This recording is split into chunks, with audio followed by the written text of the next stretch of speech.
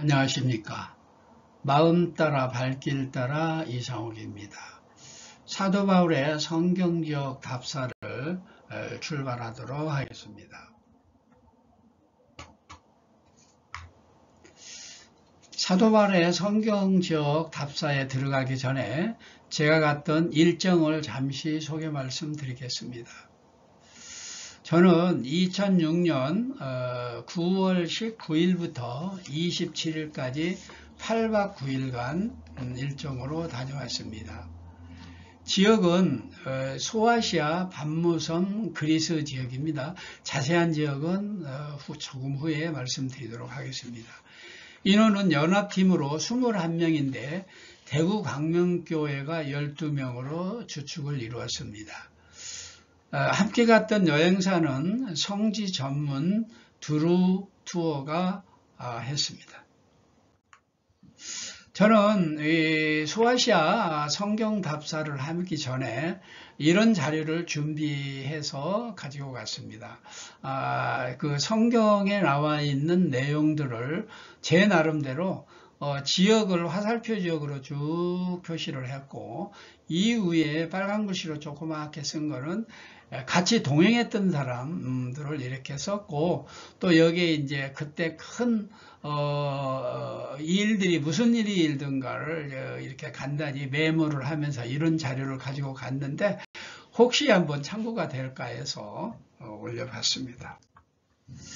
다음은 제가 갔던 성경 지역을 전체적으로 한번 살펴보고 앞으로 답사를 이런 식으로 가면서 여러분한테 설명을 드리겠다는 걸로 전체적인 간 지역을 말씀드려 보도록 하겠습니다. 처음에 저희는 9월 19일 날 제1일차로 10시 15분에 인천공항을 출발을 해서 우즈베키스탄의 타시켄트를 경유를 해서 7시 20분, 같은 날 7시 20분 이스탄불에 도착을 했습니다. 자, 이스탄불에 도착해서 이제 한번 출발을 해보겠습니다. 이스탄불은 정말 유럽과 아시아를 잇는 아주 중요한 지역입니다. 중요한 지역이고 역사적으로도 그렇고 여기는 문화유산도 그렇고 볼거리가 많이 있습니다. 상세히 오늘 설명을 드려보도록 하겠습니다. 이스탄불을 보고 이게 비두니아 지역을 거쳐서 앙카라, 그러니까 그 소아시아 그 지역에 수도죠. 지금 현재 투르키예의 수도가 앙카라입니다. 그 다음에는 여기를 지나면서 어디를 갔느냐면은 소금호수가 나타납니다. 호수가 엄청 큰데요. 정말 끝이 안 보일 정도로 큰 호수인데 소금의 결정체들이 쭉 있는 부분을 가서 소금도 한번 채집을 해보고 그랬습니다. 그 다음에 갔던 데가 대린구유라는 데인데요. 여기는 초대교회 성도들이 처음에 박해가 심했죠. 이때 박해를 피해서 땅굴을 파고 들어가서 정말 그 콘스탄티노스 대제가 그 종교의 자유를 선포했던 그 시기까지 거의 200년 동안을 이 굴 속에서 살았던 지역인데 한번 가보도록 하겠습니다. 오늘은 갈 수가 없을 것 같습니다. 그 다음에 이제 가파도기아 지역인데요. 가파도기아는 기독교가 공인 이후에 기독교가 자꾸 세속화가 되고 타락할 적에 속사도 교부들 이런 분들이 그 교리를 다시 세우고 또 여러 가지 하여튼 그 학문적인 그런 것들을 세우기 위해서 이쪽에 수도원도 만들고 해서 이쪽에 들어왔던 지역인데 정말 지형이 아주 특이합니다. 이 산에 구멍도 파놓고 그 속에 집도 사람도 살기도 하고 교회도 그 안에 있고 이뒤에 수도원도 있고 그렇습니다. 가파도키아 지역은 여러 지역으로 나눠지는데 게르메 지역, 젤베 지역, 비둘기 골짜기, 우치사르 지역 등 여러 가지 지역이 있는데 지역마다 특이합니다. 정말 놀랍도록 특이한데 여기는 기독교인이 아니고 일반 사람들이 투르키예를 여행하는 중요 코스가 됩니다. 저희는 여기를 한동안 뭐 이렇게 본 다음에 대상들, 그러니까 실크로드를 오갔던 그 상인들이 머물렀던 숙소, 숙소인데, 말이 숙소인데요. 큰 성 같습니다. 엄청 큽니다. 여기를 봅니다. 한번 여기도, 다시 설명을 한번 드릴 때가 있을 겁니다. 여기를 거쳐서 이구니온, 꼬냐, 지금은 꼬냐죠. 이쪽을 들려서, 그 다음에 아피온이라는 휴게소를 가는데요. 이쪽을 가다 보면은 그 좌측으로 비시디 안디옥이 있습니다. 안디옥을 보면서 아피온 좀 그렇죠. 여기에 대해서는 나중에 에피소드가 있고 재미있는 얘기가 있는데 나중에 설명을 드리고 여기를 지난 다음에 어디로 가냐면 골로새를 갑니다. 골로새는 우리 신약성경에 골로새서가 있죠. 바로 그 지역입니다. 여기를 거쳐서 그 다음에 라오디게아 교회. 여기 라오디게아 교회는 요한계시록 7교회 중에서 맨 마지막에 나와 있는 라오디게아 교회를 들려서 히에라볼리, 요즘에는 파묵갈레라고 하는데 온천으로 아주 유명합니다. 유황온천, 탄산온천 다 있고요. 여기를 본 다음에 빌라델피아, 칭찬받은 교회, 필라델피아, 그 다음에 사대교회, 두아디라 교회 이렇게 본 다음에 그 날이 저물어서 우리 이즈밀로 도착을 합니다. 이즈밀에 오니까 이즈밀에는 그 유명한 그 뭡니까? 그 서문학교회에 그 폴리캅 기념교회가 있습니다. 폴리캅 그 서문학교회에 담임을 했던 폴리캅 기념교회가 있고요. 아주 경치가 좋습니다. 이즈밀은 에게의 푸른 바다와 정말 멋진 도시, 휴양도시입니다. 예배소 여기를 이즈밀을 간 다음에 그 다음 날 주일날인데 그 버스 안에서 예배를 드리면서 맨 위에 이쪽 무시아 쪽 방향에 있는 버가모 교회를 갑니다. 버가모 교회는요 엄청나게 그 교회가 큰 벽체가 남아 있는데 아주 육중하고 우람하고 세레터도 있고 그렇습니다. 여기를 본 다음에는 에베소로 넘어왔습니다. 에베소는 사실 소아시아 지역에서 가장 유적이 많고 또 복원도 많이 되어 있고 정말 너무 그 고대 도시로서 볼 것이 많죠. 바울 사도도 에베소에서 가장 많은 기간 동안 그 전도를 했던 지역이죠. 그 에베소는 정말 가서 보면은 이런 문화 유적들 이름만 쭉 되겠습니다. 나중에 뭐 거의 에베소만 가지고 하루 한 번 해야 되지 않느냐 생각이 되는데 사도 요한 기념교회가 있고 사도 요한 무덤이 있고 누가의 묘가 있습니다. 그 다음에 유적지 C가지 엄청납니다. C가지가. 그 다음에 최초의 병원터 병원 표시가 아직 거기에 남아 있습니다. 니케 승리 여신상 로마식 목욕탕 수세식 화장실이 있습니다. 로마 시대에 거기에 공동 화장실이에요. 그것도 쭉 앉아서 거기에 같이 볼일 볼 수 있는 그냥 서서 하는 게 아니라요. 앉아서 볼일 보는 수세식 화장실. 그 다음에 두란노 서원. 베드로 사도는 두란노 서원이라고 그러는데 셀수스 도서관이라고도 부릅니다. 원형 경기장. 그 다음에 아고라. 그 다음에 마리아 기념교회가 있는데요. 여기가 사실상 에베소 교회라고 우리가 붙이고 있습니다. 그 다음에 마리아가 실제 살던 집이 있어요. 집터가 있는데 나중에 보여드리도록 하겠습니다. 에베소 뒷산 중턱쯤에 있습니다. 다음에는 그 에베소를 본 다음에 어디로 왔냐면 여기 바로 밑에 쿠사다시라는 데가 있죠. 쿠사다시 여기 항구인데 이 항구에서 배를 타고 약 4시간 배를 타고 밤무섬으로 옵니다. 밤무섬은 사도 요한이 유배를 온 지역이죠. 여기서 요한계시록을 기록했습니다. 여건 나중에 여기를 가면서 자세히 설명을 드리고 여기서 다시 배를 타고 한 10시간 정도 배를 타고 여기서 2층 침대 배를 타고 쭉 아테네 쪽으로 가는데 아테네 피레우스 항으로 가서 도착을 해서 아테네 아클로포리스 원형 경기장 파르테논 신전, 엘렉시온 신전, 아레오바고는 사도 바울이 여기서 논쟁을 했던 거죠.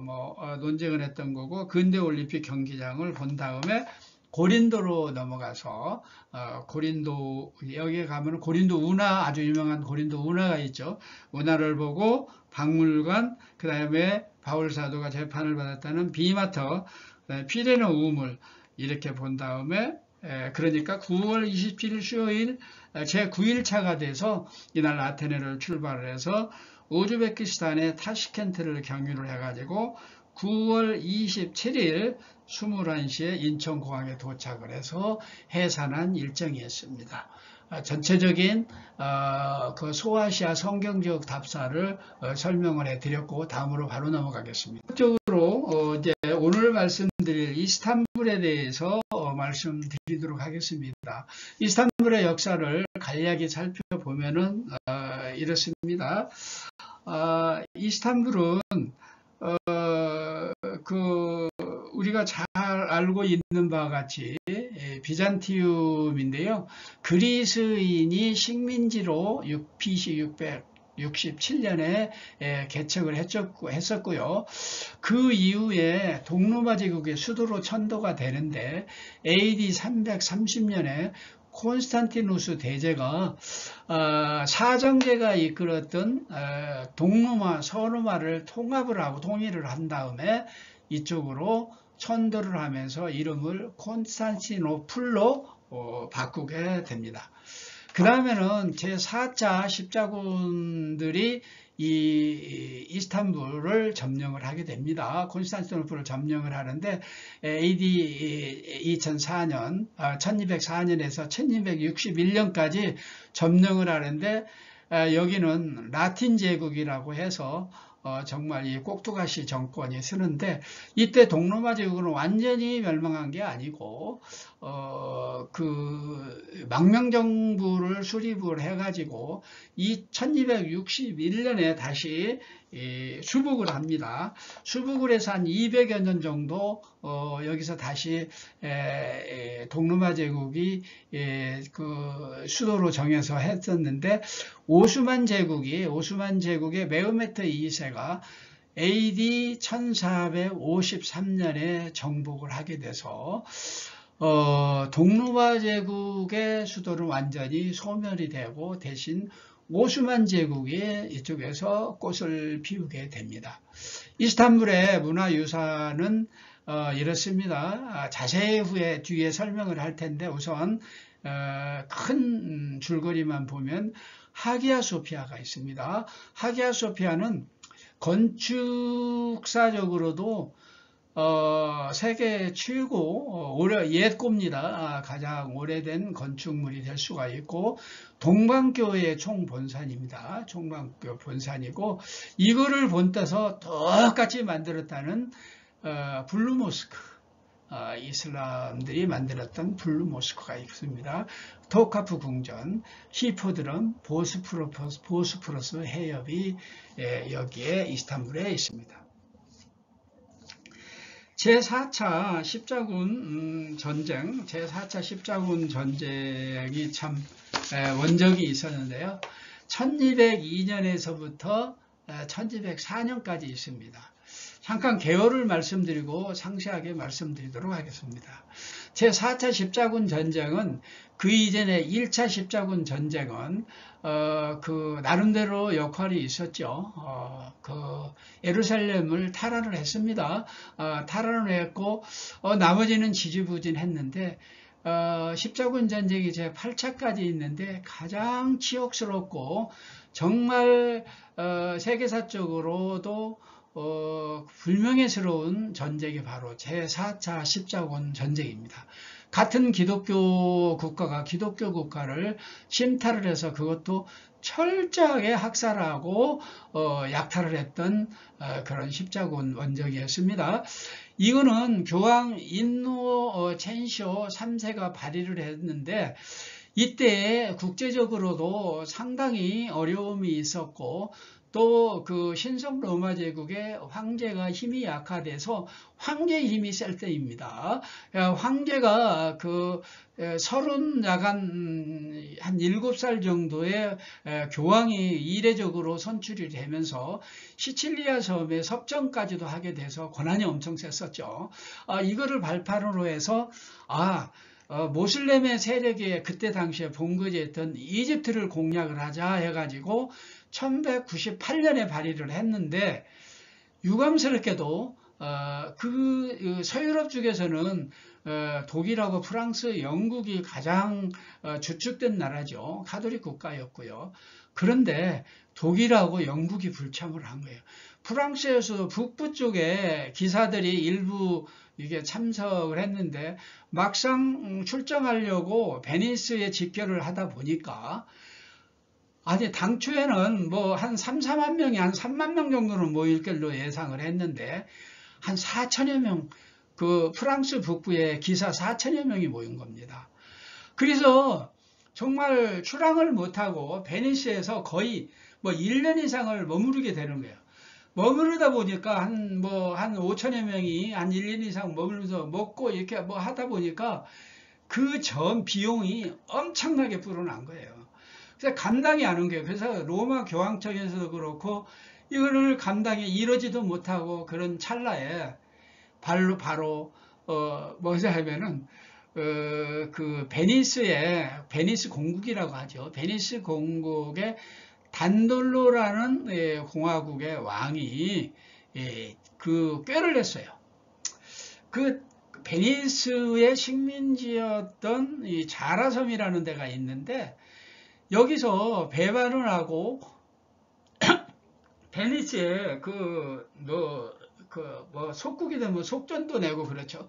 돈을 안 내고 협력을 안 되는 그러니까 꾀를 냈어요. 단돌로가 아주 꾀들이라고 뭐 그랬죠. 애꾸눈이고 어쨌든 여기 교황하고 이제 이쪽에 와 있던 사람들한테 약속하기를 자 우리 저기 자라섬을 탈환을 해주면은 전비를 우리가 전체적인 전비를 부담을 하겠다. 그렇게 약속을 하는 거예요. 그러니까 정말 그렇지 않아도 걱정하고 있었던 때 아주 잘 됐죠. 그래서 여러 가지 약속을 하게 되는데요. 그 약속들이 정말 하나의 해프닝으로 끝나면서 동로마 제국에는 큰 재앙으로 발전을 했던 겁니다. 자라가 어디가 있는지는 다음 지도를 보면서 말씀을 드리는데 이걸로 인해서 결국은 동로마 제국이 멸망을 하죠. 내부 왕권 다툼이라고 하지만 하여튼 단돌로의 그 베니스의 공국 왕 단돌로의 계략이 한몫했다. 자라를 함락시켜주면 우리가 돈을 준다. 그렇게 한 게 돈이 자기가 가진 돈으로 이제 해결을 안 하는 거예요. 나중에 보시면 압니다. 그래서 라틴 제국이 그 동로마 제국 그 수도 이스탄불을 점령을 한 다음에요. 그냥 점령만 하는 게 아니라 라틴 제국을 수립을 하는 거예요. 프랑드루 백작의 보두행을 황제로 추대를 해서 그 이후에 대대로 1261년까지 거의 막 50여 년 동안 라틴 제국이 되고 동로마 제국은 밖으로 나가서 망명정부를 수립하고 호시탐탐 노렸던 겁니다. 망명정부를 뭐 니케아에 망명정부를 수립했죠. 그때 이 십자군이 제가 말씀드렸죠. 인류 최대의 약탈과 학살 사건이었다고요. 단돌로가 자라섬을 막상 이렇게 그 수복을 했는데, 탈환을 했는데, 생각을 해보니까 그거 좀 아까웠던 생각이 들었던 것 같아요. 그래가지고 뱃머리를 동루마제국 그 아들 아까 저 사세 제가 얘기했었죠. 거기 동루마제국의 황제들 싸움했는데 그 황제가 뒤바뀌었는데 감옥에 있었어요. 감옥에 들어있는 아들이 여기에 가서 십자군들 보고 도와달라고 그랬던 게요. 그러니까 옳다구나 됐다. 그 사람을 대신 황제로 추대를 하면서 약탈을 하기 시작했는데 그 명목으로 가면서 3일 동안 완전히 거기에 있는 모든 금부치, 보물 모든 것을 약탈을 해서 전비를 충당을 하고도 남았다고 합니다. 이 사건으로 인해서 동서교회가 중세시대에 분열하는 단초를 제공을 하게 됩니다.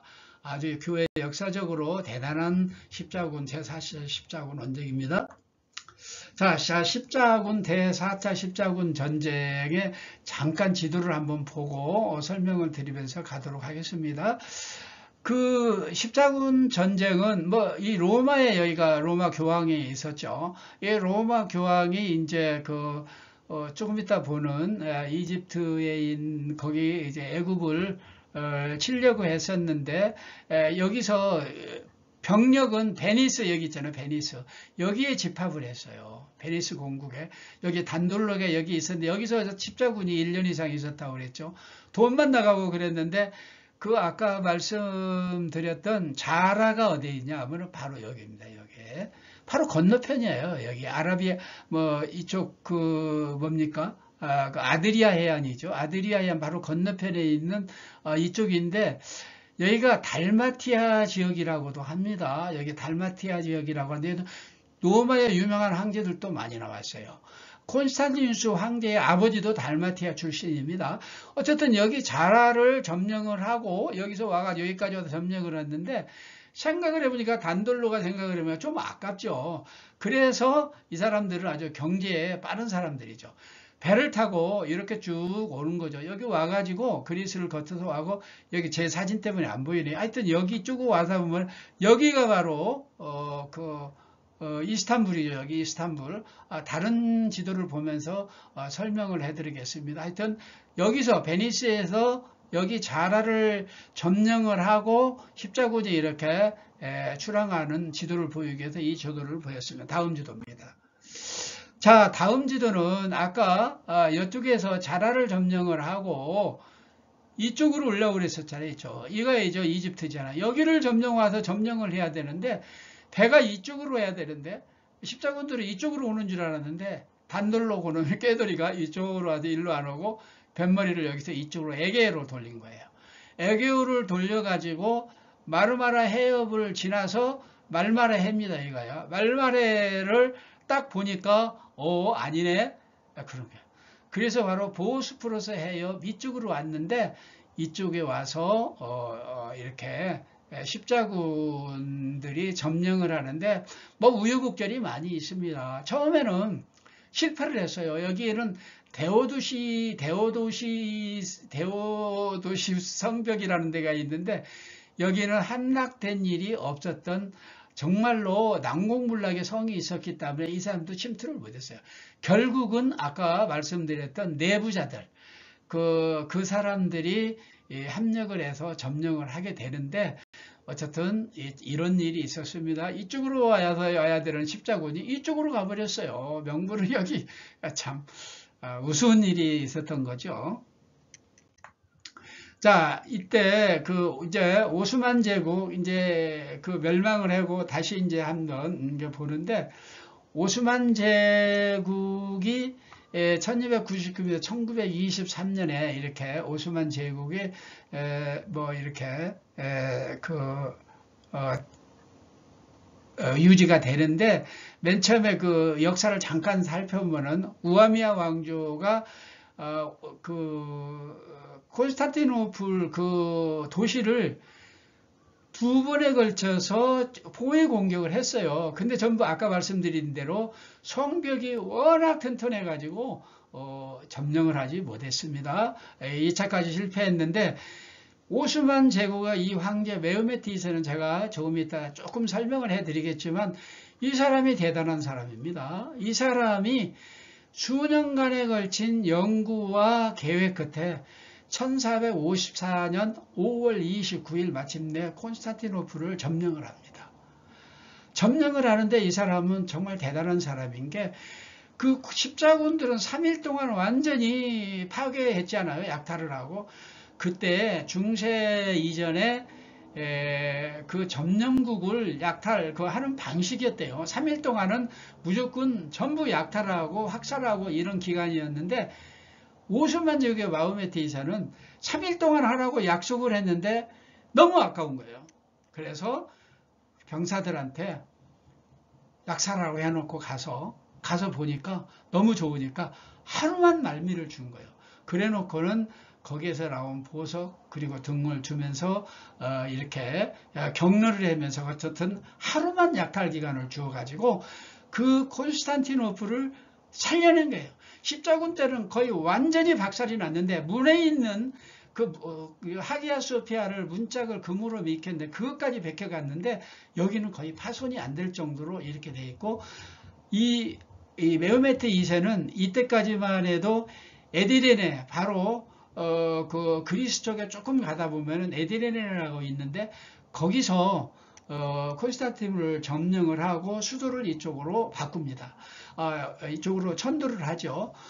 그리고 이 전쟁으로 말미암아서 중세의 성을 이렇게 성전을 하는, 성을 공방전을 하는 그 성전이 완전히 바뀌게 됩니다.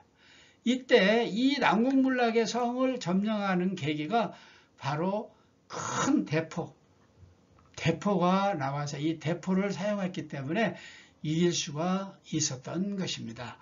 다음으로 넘어가겠습니다.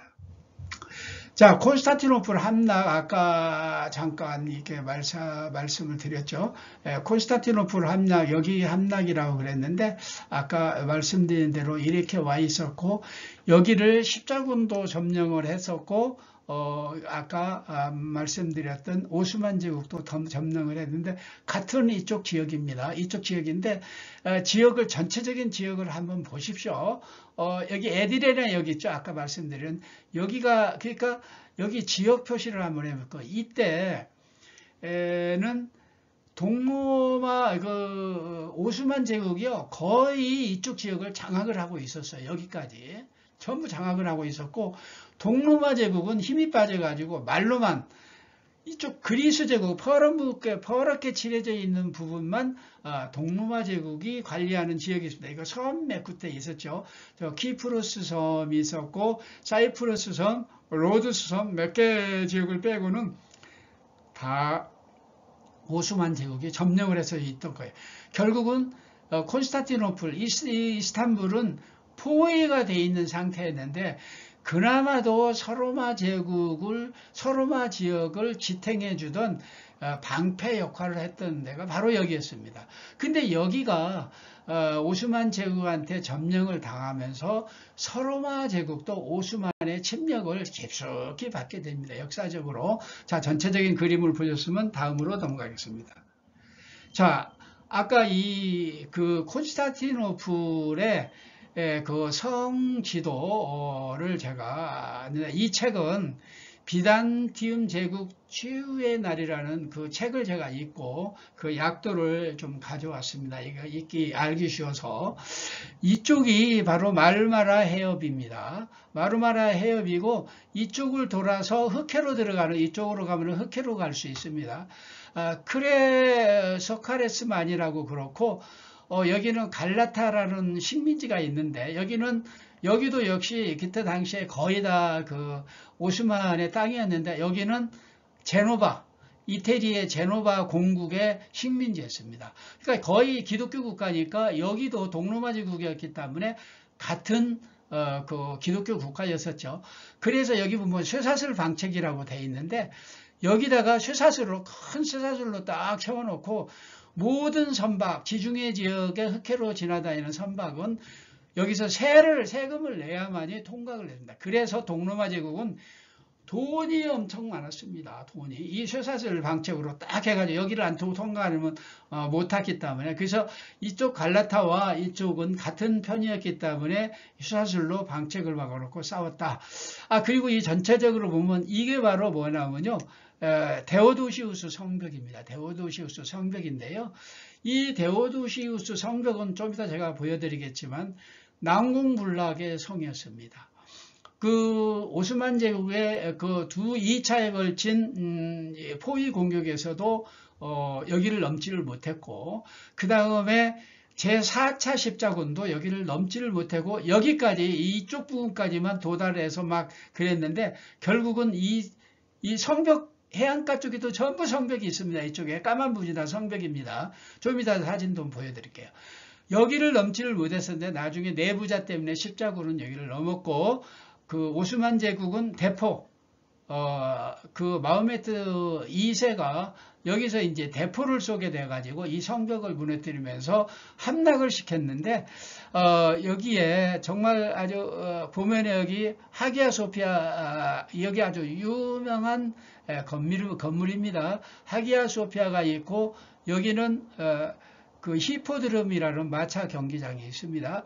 뭐 이런 부분은 좀 이따 제가 말씀드릴 텐데, 이쪽 부분에는 뭐 그 아라베스크도 있고, 근데 조금 이따가 사진으로 보여드리겠습니다. 하여튼 이 지도를 좀 잘 보시고, 이런 난공불락에 완전히 감싸고 있는 이 성은 거의 몇백 년 동안 아무도 점령하지 못했던 그런 난공불락의 성이었고 콘스탄티노플이었습니다. 아까 말씀드렸던 해안가에 있는 이렇게 성벽들입니다. 이렇게 성벽. 여기를 그때 당시에 어떻게 여기를 올라가겠습니까? 여기는 난공불락에서 이 성도 하나가 아니라 뭐 어떤 데는 2중으로 쳐져 있고 좌편은 3중으로 쳐져 있습니다. 보스포러스 해협에서 본 성곽이라고 제가 붙여놨습니다. 자, 여기 이거는 아까 보여드렸던 건데 오스만과 로마 제국의 판도입니다. 까만 색깔 약간 회색 빛깔로 보인 부분이 오스만 제국의 영토였고요. 이쪽 하얀 부분, 이쪽 부분이 그 로마 제국에 했었고, 여기 로마 제국이었었죠. 로마 제국이었었고, 이런 상황이었습니다. 그리고 아까 말씀드렸던 그 성곽을 한번 보여줄 텐데, 이 대포를 한번 잘 보십시오. 이 대포는 헝가리 사람 오르반이라는 사람이 제작을 한 대포인데, 지금도 이렇게 큰 대포를 본 일이 없을 정도로 이쪽에 사람이 들어갈 수 있을 정도로 크다합니다. 이 지름이 내부 반경이 75cm 정도 되는 반경이고, 이 길이가 8m 정도 되는 어마어마한 대포를 만들어서 그 성곽을 넘어뜨리는 역할을 했던, 그러니까 중세시대 이후에 공성전을 바꾸어 놓은 대포라고 보면 되겠습니다. 자, 이 데오도시우스 성벽은 제가 아까 말씀드렸던 그 책에서 로마 제국의 최후의 날이라는, 비잔티움 제국의 최후의 날이라는 그 책에서 그 복사해서 가져온 그 성벽인데요. 얼마나 든든하게 지은 성벽인지 제가 한번 말씀드리겠습니다. 자, 이 성벽을 보면은 이쪽은 육지, 이제 땅입니다. 이쪽에서 이제 메호메트 2세 그 오스만군이 공격하는 지역이고요. 이쪽은 해자입니다. 해자는 다 아시죠? 큰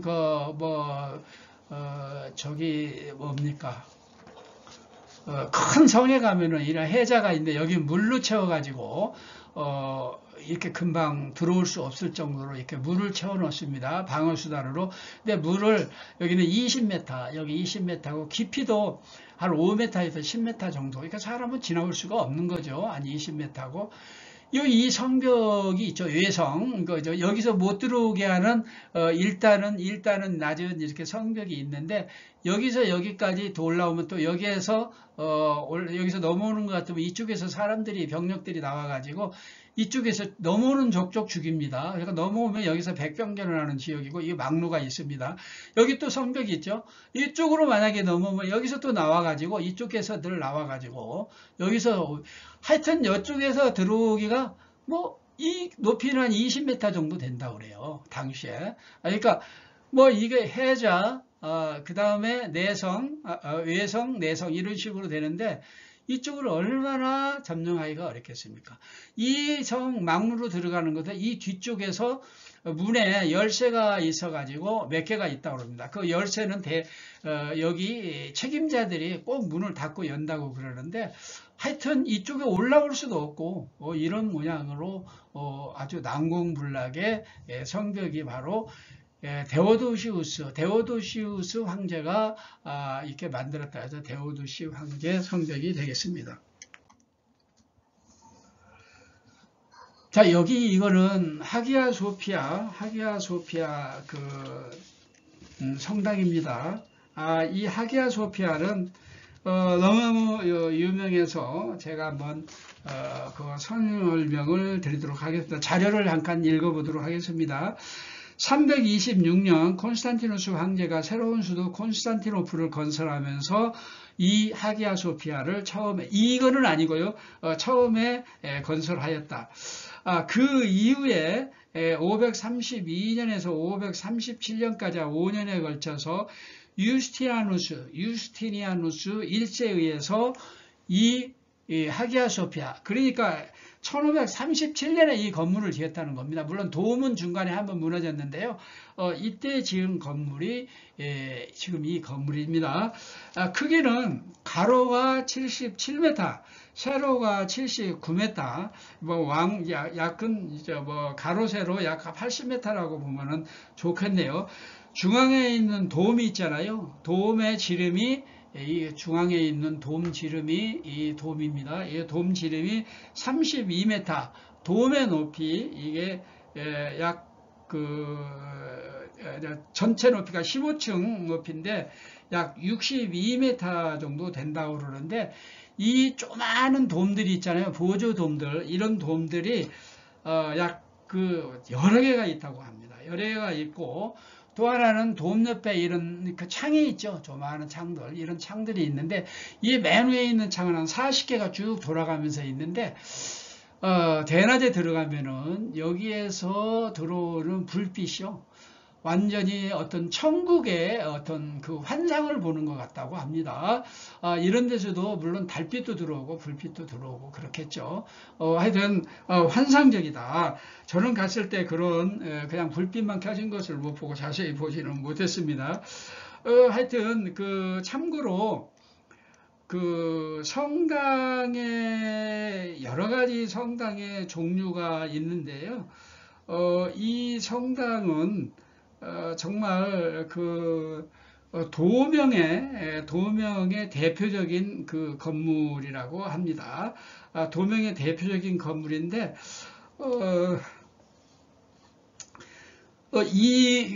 도명, 그러면 이게 대표적인 도명 건물이라고 하면은, 로마에 있는 베드로 성전이 있죠. 베드로 성전은 바실리카형, 여기는 도명이고 거기는 바실리카형이라고 그러는데 그 중세 그 무렵의 성당에 두 가지 어떤 큰 대규모 성당의 기본이 있었는데 도명, 여기에 하기야 소피아 같은 도명이 있고 그 다음에 베드로 성전인 바실리카형으로 크게 두 개로 나누고 있는데 로마의 베드로 성전은 길이가 220m, 넓이가 150m, 높이가 최고, 그러니까 돔이 있는 쪽에 138m, 돔의 지름이 42m, 여기 것보다 더 넓지 크죠. 현존하는 교회 건물 중에서 가장 큰 교회가 바로 바실리카형 베드로 성당이라고 볼 수가 있습니다. 바실리카형 성당의 특징은 뭐 하여튼 여러 가지가 있는데 그 바실리카형은 직사각형으로 되어 있는데 위에서 보면 십자가형 모형으로 되어 있죠. 나중에 제가 전에 한번 설명을 드렸던 것 같습니다. 하여튼 건축 당시에 이 하기야 소피아 성당은 이 돌 기둥의 높이가 얼마나 큽니까? 높죠. 엄청나게 높고 기둥이 많은데 이 기둥들을 그 로마 제국의 각 지역에서 좋은 돌, 좋은 기둥, 튼튼한 기둥이 있는 것은 다 증발을 했다고 합니다. 증발을 해서 실제 가서 기둥을 보면은 기둥마다 재질이 다르고 질이 다르고 색깔이 다릅니다. 엄청나게 굵죠. 그 기둥 하나가. 어쨌든 그렇게 돼 있었고요. 이 돌들을 운반하기 위해서 수만 명의 사람들과 수만 명의 마필이 필요했다. 5만 명, 5년에 이 교회를 지었죠. 그래서 좀 이따가 사진에서 한번 보여드리겠지만, 그 하기야 소피아 봉헌식에서 유스티니아누스 대제는 솔로몬 왕을 내가 이겼다.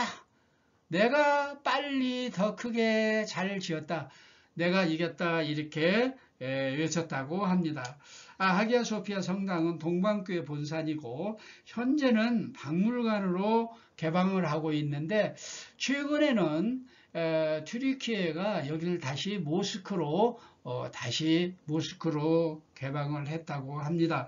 2층에 가면은 하기야 소피아 2층에 가면은 가장 그 성화 중에서 오래되었다는 예수님의 모친 마리아 예수님 그리고 세례 요한의 모자이크가 벽화에 옛날에 이게 모슬렘의 모스크로 사용했죠. 모스크로 사용할 때 회로 덧칠을 했어요. 망가뜨리지는 않고 그것을 다시 원상복귀한 일부분이 남아 있는데 정말 특이한 그 모자이크 양식에서 이 비잔티움 양식을 볼 수 있는 정말 진귀한 예술품이라고도 볼 수 있습니다. 한번 가보겠습니다. 이 왼쪽 오른쪽 그림은 제가 입구 쪽에서 이거 줄을 서서 들어가는데 하기야 소피아 제가 들어가기 전에 사진을 좀 찍은 것 같습니다. 자, 이 그림입니다. 이 그림은 아주 유명합니다. 12제자 때가 제가 보여드렸던 레오나르도 다빈치가 그렸던 그림보다 훨씬 먼저 그려진 그림입니다. 이 그림인데 예수님을 그린 그림 중에서 가장 온화하고 그림이 정말 평하기를 정말 좋은 그림이다 이런 얘기를 하고 있다고 합니다. 이 그림을 보시면은 이쪽 예수님으로 봐서는 오른쪽에 마리아 예수님의 어머니죠. 있고 예수님의 왼쪽에는 세례 요한이 있습니다. 그 이분들이 예수님 양옆에 서서 무슨 얘기를 하고 있느냐 하면은 심판하실 때 백성들의 죄를 가볍게 해주세요 하고 예수님한테 간구하고 있는 그런 모습이라고 합니다. 자, 이 그림입니다. 이 성화는 이 콘스탄티누스 대제 마리아와 예수님 아기 예수를 안고 있죠. 여기에 오른쪽에 콘스탄티누스 대제가 있고 여기 유스티아누스 대제가 있죠. 이분들이 들고 있는 게 뭡니까? 건물이죠. 처음에 만들었던 하기야 소피아 처음에 만들었던 이것을 콘스탄티누스가 드리는 거 봉헌하는 그림이고 여기는 현재 하기야 소피아를 봉헌하는 그런 그림인데 이때 여기 하기야 소피아를 봉헌하면서 여기 왼쪽에 있는 유스티아누스 이 사람이 내가 솔로몬 왕을 이겼다 이렇게 외쳤다고 합니다. 아까 블루모스크를 말씀을 드렸나요? 블루모스크는 여기에 제가 찍지를 않았습니다. 하기야 소피아 맞은편에 있는데요. 하기야 소피아 성당을 똑같이 모방해서 지었다고 하는데 그 전체적으로 기와나 이런 부분을 푸르게 해가지고 푸른 타일을 쓰고 그래가지고 블루모스크로 명명을 하고 있다 합니다. 그 다음에 토카 오스만 제국의 궁전이죠. 토카프 궁전입니다. 여기는 토카프 궁전을 들어가는데 이 성문이 바로 아까 말씀드렸던 난공불락의 데오도시우스 성문을 하나를 살려가지고 토카프 궁전으로 입구로 사용했다고 합니다. 이 궁전 성문이고요. 성문 이쪽 들어가는 입구 바로 들어가면은 황제들이 썼던 마차들이 이렇게 쭉 있습니다. 마차들이 있고요. 너무 많아서 여기서 다 올리지를 못했는데 이 토카프 궁전에 가면은 그 정말 실크로드를 통해서 들어왔던 중국의 그 정말 휘황찬란한 도자기들도 있고 정말 금그릇, 은그릇, 뭐 호화찬란한 수많은 유물과 유적들이 많이 있는데 제가 오스만 제국을 별로 마음에 내키지 않아서 많이 올리지도 않았고 또 지면상으로 올리지를 않았습니다. 다음에는 그 히포드롬입니다. 여기가 큰 이렇게 광장이 있는데요. 여러 가지 뭐 요새는 그 물건들이 많이 있습니다. 이게 보이는 이게 마차 경기장이라고 그랬어요. 옛날에는 그 검투 경기장, 검투사들이 검투 경기장으로도 사용했다고 그러는데 뭡니까? 콘스탄티누스 대제는 예술을 잘 믿었던 사람이죠. 그 원투장을 없애고 여기서 마차 경기장을 만들어서 세웠다고 합니다. 여기에 보이는 것은 그 오벨리스크는 이집트의 투투모스 3세 BC 15세기 BC 한 1500, 한 1400년 그 무렵에 그 룩스의 카르낙 신절에 세워진 오벨리스크인데 이것을 동로마 제국의 황제가 거기서 이것을 갖다가 기념으로 이렇게 세웠다고 하는데 뭐 하여튼 힘 있는 나라가 이렇죠. 아프리카에 있는 유명한 오벨리스크들이 유럽에 많이 있는 거 아시죠? 로마의 베드로 성전 앞 광장에도 한가운데 오벨리스크가 있습니다. 그것도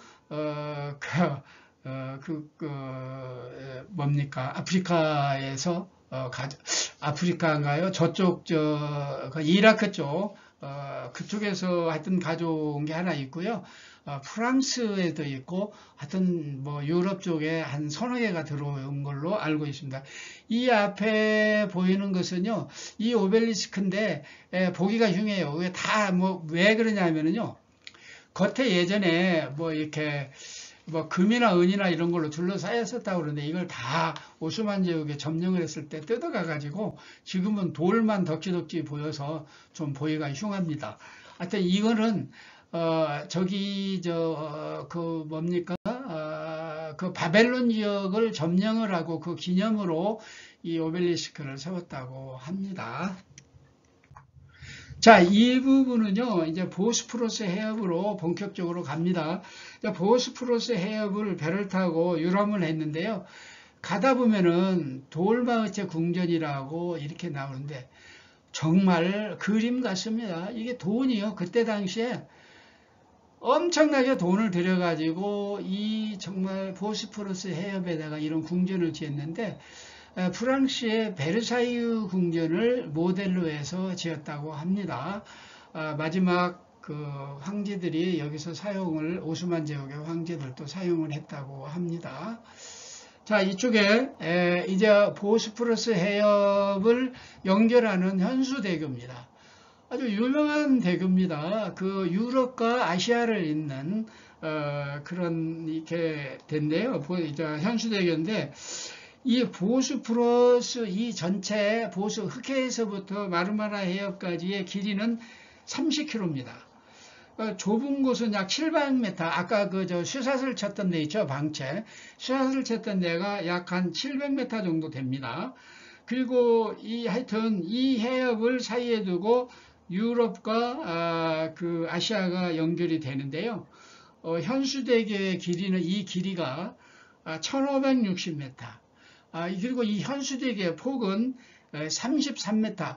제가 이 현수대교를 타고 왔다 갔다 해봤는데요. 한 3차선인가, 왕복 6차선인 것 같은 그런 걸로 기억이 됩니다. 하여튼 대단한 이 다리입니다. 이 양 안으로 보스포러스 양화류로 어마어마한 그 유물과 유적들이 있고요. 경치가 말도 못하고 물도 깨끗합니다. 올라가면 흑해는 물이 까맣다고 하는데 여기는 파랗습니다.